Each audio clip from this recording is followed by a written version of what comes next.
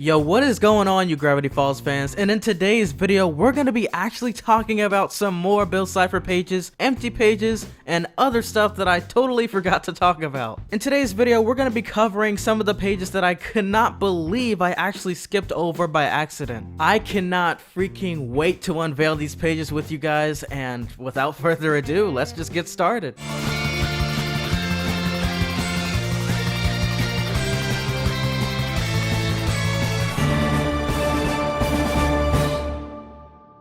The very first page that we're going to be discussing in today's video is the tree and the hiding spot underneath. If you're a Gravity Falls fan, there's more than likely a chance that you've already seen this before in the episode Into the Bunker, also known as the second episode of season 2. So first of all, if you haven't watched this episode, spoilers, and second of all, oh my gosh, if you have not watched this episode yet, you are like about 3 years late. But there's also a third point I want to make. Am I really wasting your time or something? You already know about this, right? But there's something else that the special edition of this journal gave to us, the left side of that page. And the big wall of text pretty much shows Ford talking about what if Bill Cipher wins? What would happen? Within the message, Ford says this: I have begun stocking my old research bunker with supplies, rations, and weapons. I also tried to choose which theoretical physics books would be most fun to spend 50 years rereading, but they're all so great I couldn't decide. As for the message up top, it says, I saw this message just recently, and he's most likely referencing the Society of the Blind Eye symbol, which was scattered all across episodes in Gravity Falls. You've probably heard of it already. It was definitely one of Gravity Falls' most pivotal moments, and that was mainly because they used this episode in order to get us to think that Old Man McGucket could possibly be the author of the journals. But at the end of the episode, it was revealed that he was actually a red herring the whole time, and it was not the author, but instead the researcher for the author. You guys thought that we were gonna reveal the author of the journals. Pfft, sucker. Hey, stop that! That's not funny!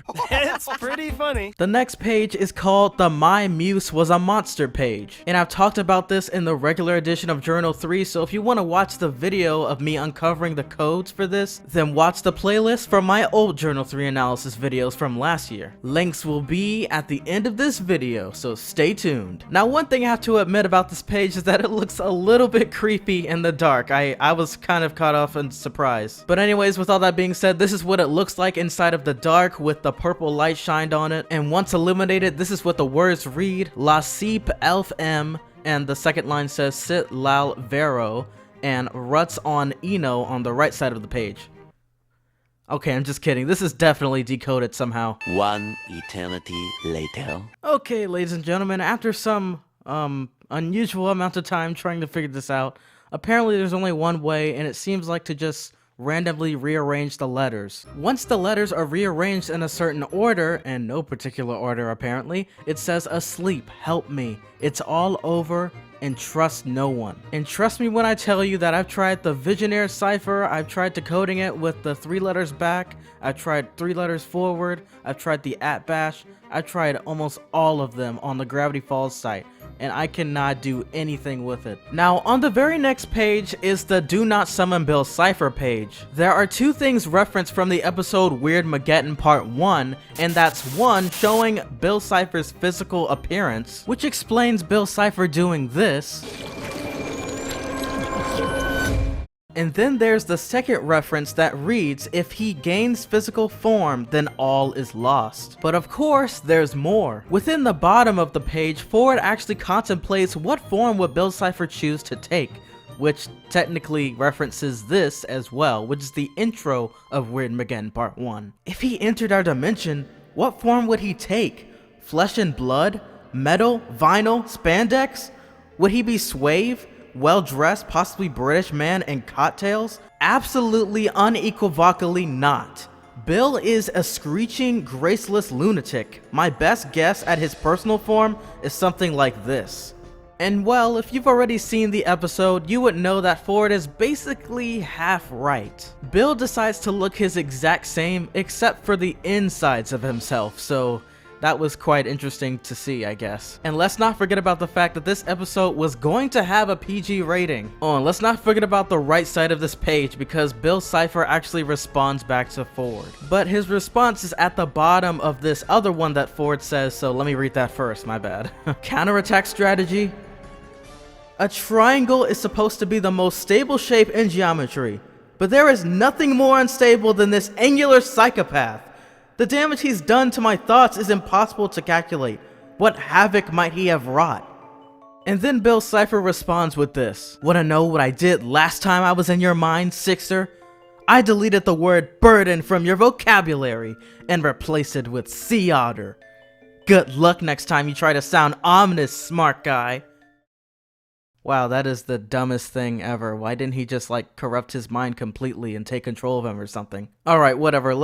Let's just move on to the next page already. Oh my gosh. Now, these next pages were referenced in the episode Scarioki, also known as the first episode in Season 2. But from that episode, the one page that they did not review was the one on the right side. And by the way, that reads, I may provide previous pages with new secrets I have learned since originally writing them, and perhaps reviewing old passages will stabilize my rapidly dwindling sanity. And as for the page on the left, you all should already know what that is. I mean, that is from the episode Scarioki. So yeah, I just wanted to mention that page anyways, I guess. And this is just in case anyone were curious to know as to why this page was empty. That was the reason why. But now, and speaking of empty pages, let's talk about some other empty pages within the book. But first, let's go over a few more pages. I'm sure all you viewers are just as patient as I am. 2 pages afterwards from this one is the hiding places of the journals. But honestly, it's not all that special. I mean, you can also see this in the regular edition of Journal 3, but you actually get a description of each journal and what each journal is meant for. According to Ford, Journal 1 describes my first 3 years in Gravity Falls, focuses on mythical beasts, geographical anomalies, and my 30-hour arm wrestling match with a very annoying unicorn. How the heck do you even have an arm wrestling competition with an animal that only has hooves, not hands? Journal 1 was obviously the very first journal that Ford had ever worked on, and therefore this is pretty much the reasoning behind why journals say 1 through 3, because they're in chronological order based on the events that happened to him. And what in a way confirms this is the episode A Tale of Two Stands, because it is still the first book that Ford ever writes in. And now let's talk about Journal 2, the most dangerous journal. Curses, incantations, and dark power became an obsession in this volume. It describes the hiding place of the mystic amulet. I buried the amulet once I learned that it corrupts your soul and whitens your hair. Yeah, that's a thing. Okay, I guess that's the reason behind why he has more white hair than Stanley. And last but certainly not least, considering the fact that it is definitely the most recognizable item in Gravity Falls, is Journal 3. The volume I hold in my hands describes my embarrassing defeat at the hands of Bill and the loss of my very sanity. Also contains a pretty good drawing of a platypus. Will soon be bestowed upon S and hidden at the ends of the earth. I hope. And after Ford describes the journals, that's basically the end of that page. However, there is one thing on the right side of this page that when you see it in the dark, it looks like this. And of course, once the black light is used, it reveals the item that Ford had built in high school. That project could have given him potential millions, and A Tale of Two Stands explains it all. The next code on our list is the code that Stanley had to use for the elevator in the episode Gideon Rises from Season 1. And do you want to know what happens when you put it in the dark and use the black light? Absolutely nothing. That's right, Gravity Falls fans. You put it in the dark, you use the black light, and it shows the same exact thing, only green. So, congratulations. That's just, yeah, we really needed this page, guys. The next one is the Trust No One page, and basically what Ford says in invisible ink is that he can't sleep. And on the right side of the page it shows him struggling with the circle wheel of codes, and honestly, that was me when I first saw that crap. So it's good to know that even geniuses mess up on that thing. And now, ladies and gentlemen, the moment that you've all been waiting for, finally, the blank pages and what the crap they all say, because I am so sick of seeing those blank pages in the show. And now that we have the Journal 3 Special Edition, we can finally illuminate it in the dark with a black light and know what it says. Alright then, now let's just start off with the first page. Note to self: thanks to my blacklight, I believe I have hidden my secrets well enough that they may follow me to my grave. However, to anyone clever enough to discover these messages, I must warn you, knowledge can be a real sea otter. Huh. Not sure why I wrote that. Oh, that's referencing what Bill Cipher said. So technically what he meant to say was that it can be a real burden. Okay. Not sure why I wrote that. The point is, the more you know, the more useful your mind is to Bill Cipher. If he has found me, he can find you. And if he ever does, you must never take his deal. Ways to keep Bill Cipher out of your mind. Number 1. Wear a tinfoil hat. The metal shields your brainwaves and also comes in handy if you need to keep a sandwich fresh. Ignore people who stare. They are jealous. And this continues on to the second page. Okay. Number 2. Get an annoying song stuck in your head. If your head is filled with terrible looping music, it will make Bill want to leave immediately. I guess he won't be trying to go against Mabel anytime soon. She probably has music all over her brain. Anyways, I recommend using that horrible song they play at that famous mouse-themed amusement park.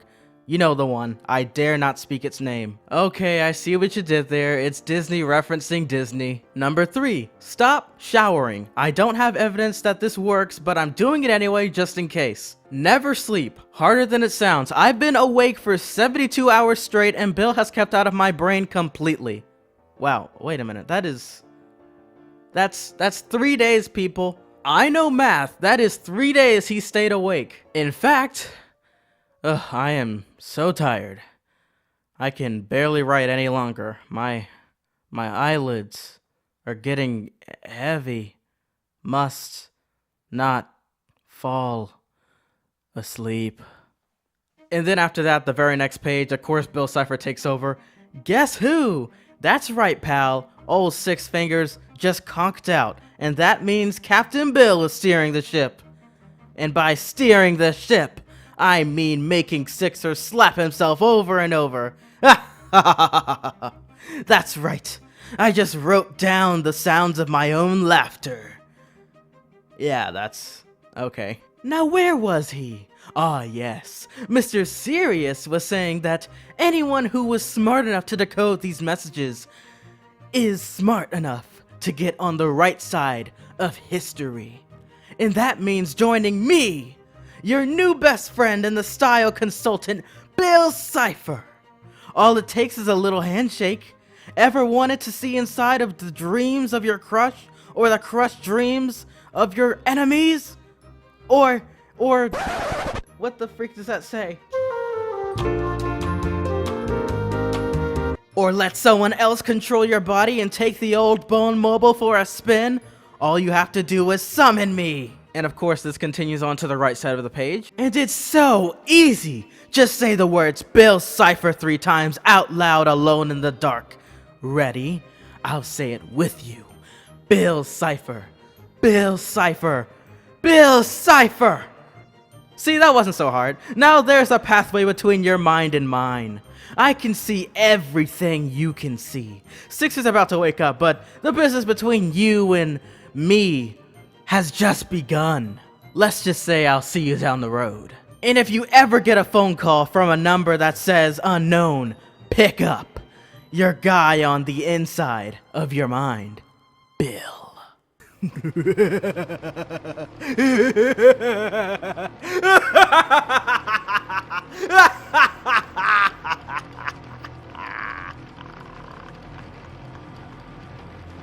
Yeah, and then the last page is just Dipper messing up on the ink. That's it.